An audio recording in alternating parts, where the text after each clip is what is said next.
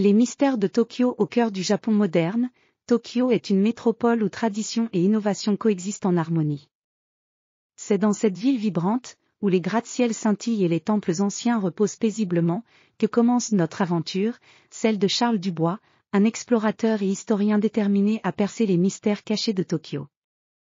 Charles Dubois, un homme de 40 ans au regard perçant et à l'esprit curieux, avait entendu parler d'une légende ancienne concernant un artefact précieux caché quelque part dans la ville de Tokyo. Selon les récits, cet artefact appartenait à un samouraï légendaire et possédait des pouvoirs mystérieux.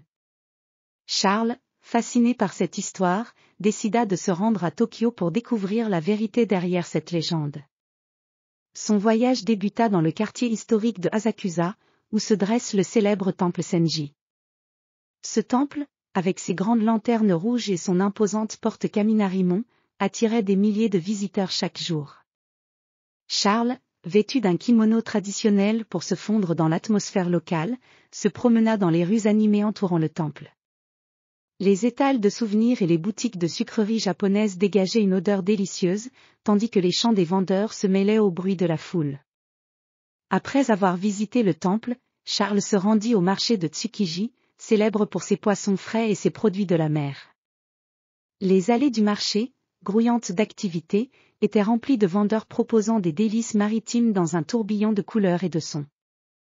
Charles se laissa envoûter par les arômes exotiques et les textures fascinantes des produits, tout en cherchant des indices sur l'artefact légendaire. Le soir, Charles se dirigea vers le quartier de Shibuya, célèbre pour son carrefour animé et ses néons scintillants. Le carrefour de Shibuya, avec ses milliers de personnes traversant les rues à chaque feu vert, offrait une vue spectaculaire de l'effervescence urbaine. Charles observa la scène, se demandant comment un artefact ancien pouvait se cacher dans une ville aussi moderne et dynamique. La quête de Charles le mena ensuite vers le quartier de Shinjuku, un centre de vie nocturne et de divertissement. Les lumières des enseignes lumineuses se reflétaient dans les vitrines des magasins et les cafés bruyants. Charles s'aventura dans les ruelles sombres et sinueuses, où se trouvaient de petits temples et des sanctuaires cachés parmi les gratte-ciels. Dans l'un de ces temples, un moine âgé, sage et serein, lui parla d'une ancienne légende. Le moine raconta que l'artefact recherché était dissimulé dans les profondeurs de Tokyo, caché dans un ancien réseau de tunnels qui s'étendait sous la ville. Ces tunnels, datant de l'époque des samouraïs, étaient utilisés pour des rituels secrets et des cérémonies mystiques. Selon la légende, l'artefact était protégé par des mécanismes complexes et des épreuves, destinées à préserver son pouvoir et sa valeur. Guidé par ces nouvelles informations, Charles se lança dans une exploration des sous-sols de Tokyo. Armé d'une lampe torche et d'une carte ancienne, il pénétra dans les tunnels oubliés, où l'air était frais et chargé de poussière. Les murs en pierre, ornés de symboles et de gravures anciennes, semblaient murmurer des secrets du passé. Charles avançait prudemment, chaque pas résonnant dans le silence mystérieux des profondeurs.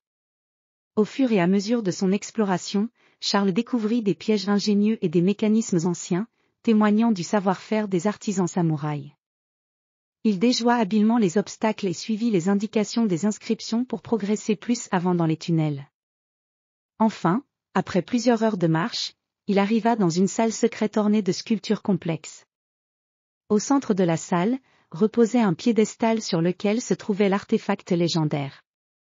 C'était un objet magnifique, une statuette en or ornée de pierres précieuses, qui semblait rayonner d'une lumière douce et mystérieuse.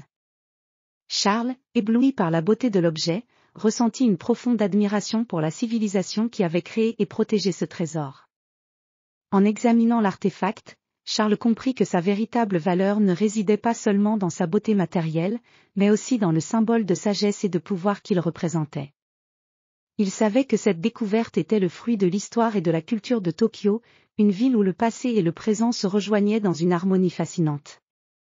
De retour à la surface, Charles se remémora son aventure avec émerveillement et respect. Tokyo, avec ses contrastes éblouissants et ses mystères cachés, avait révélé un chapitre précieux de son histoire ancienne. Le voyage de Charles n'était pas seulement une quête de trésors, mais une exploration de l'essence même de la ville et de ses légendes. Ainsi, Les mystères de Tokyo avaient été dévoilés, et l'artefact légendaire, tout en conservant son aura de mystère, était devenu un témoignage de la richesse culturelle et historique de cette ville fascinante. Charles Dubois, enrichi par son expérience, retourna à ses études avec une nouvelle appréciation pour les merveilles du monde et les secrets qu'elles cachent.